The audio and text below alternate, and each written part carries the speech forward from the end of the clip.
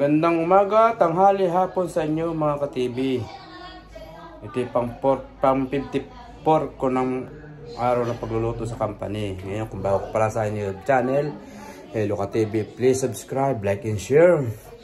Pakipindot na rin ang notification bell para lagi nga updated sa mga video. At pakipollow na rin po ako sa aking Facebook page, Hello ka-TV. Maraming salamat po sa inyo. At salamat din po sa mga naglalike ng aking video.